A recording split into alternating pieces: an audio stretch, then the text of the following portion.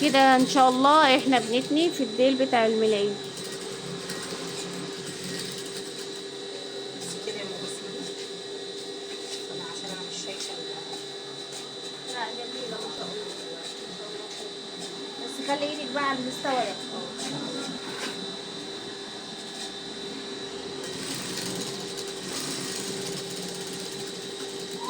انت كده فهمتي الفكرة. ان انا احطها هنا في النص على لا اساس جميلة. ايه ما تطلعش بره. لما تكبر شوية ننزلها في التمام. فرماتورة الأول. انت شغالة. ايوه ارفع بقى بالرجل يا باشا. الرجل الصغيره. بالرجل يا باشا. تك عليها جامد.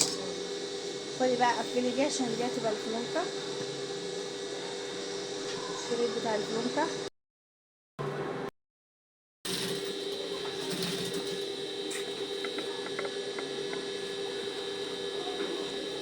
كده احنا بنحضر للفلونكة اللي هي تتربط.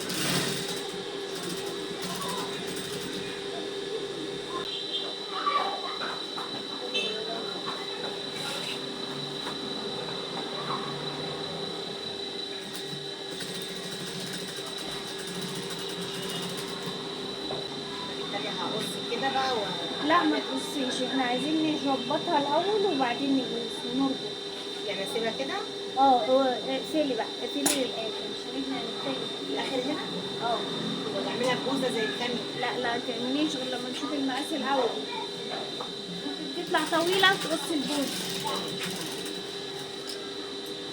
بصي في الاخر بقى الربطة والقص.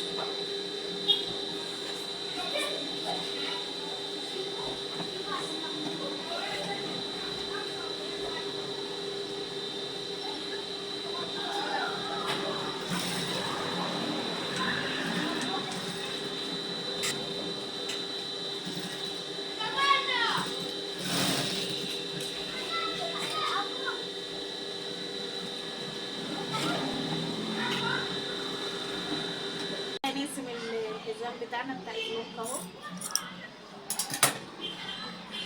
وهنشبك هنا كده. بصي انا فتحت المكان هنا عشان احنا ما كناش سايبين.